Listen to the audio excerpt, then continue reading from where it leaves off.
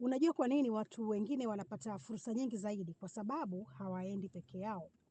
Ah, Hizi ni pointi 5 za kwa nini ni vyema kufanya kazi au kutafuta fursa kama timu badala ya kufanya kazi wewe peke yako. Moja, kama Waswahili wanavyosema, kidole kimoja hakivunji chawa. Mkiwa wengi zaidi mnaweza mkatumia namna mbalimbali kuweza kutako ile issue ambayo mnataka kuifanya. Let's say mnaandika project. Kwa hiyo wewe una ushauri huu, huyu ana ushauri huyu, mnajumlisha pamoja, mnaweza mkatoka na kitu kikubwa. Ya pili, inakutengenezea uaminifu zaidi. Yaani ukiwa kama labda mimi nilifanya kazi na huyu na huyu na huyu, kazi yetu ilikuwa hivi, na labda miongoni mwenu kuna watu ambao wanaaminika, kwa hiyo inakuwa rahisi kwa kuaminika kwa yule, na wewe inakubeba unaenda mbali.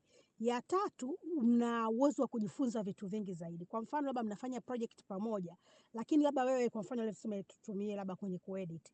Wewe unajua labda kutumia Adobe Audition, mwingine labda anajua Audacity, mwingine labda anajua kutumia sijui Final Cut. Unaona? Kwa hiyo mnajikuta mbinu mbalimbali, sasa limetumia mmoja tu labda kwenye hiyo hata kama editing au nini. Mnajikuta mnafanya kazi kwa haraka, lakini vile vile wewe kwa sababu unafanya kazi na huyu ambaye anajua hiki na huyu anajua hiki, unajifunza kwa haraka. Kingine ni kwamba mashirika mengine makubwa yanapenda watu wafanye kazi kama timu, na inakuwa riski ni ndogo kuliko kufanya kazi kama mtu mmoja. Kwa hiyo wengi mkisema labda kwa mfano sisi project fulani labda tunatoa elimu labda kuhusiana labda na masuala ya climate change, lakini tunafanya kama timu ya waandishi wa habari wa Tanzania kutoka media 5 tofauti.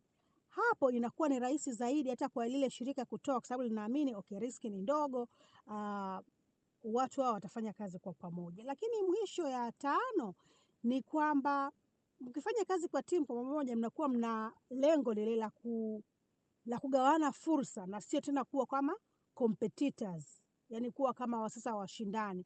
Kwa hiyo hata hapo mkifanya kazi kwa timu kwa pamoja, huyu anafanya hiki, anafanya hiki, mtajikuta tena mnapeana na fursa nyingine zaidi na nyingine zaidi na nyingine zaidi. Kwa hiyo nakushauri as much as unatafuta fursa, lakini angalia let's say kwa mfano bwana anasema hii ni project labda ya dola 1000 ngapi, amua badala ya kufanya peke yangu, ngoja nifanye na huyu na huyu na huyu, mfanye kama timu. Hapo ndo itakuwa rahisi zaidi kupata hiyo project na mtapata mula.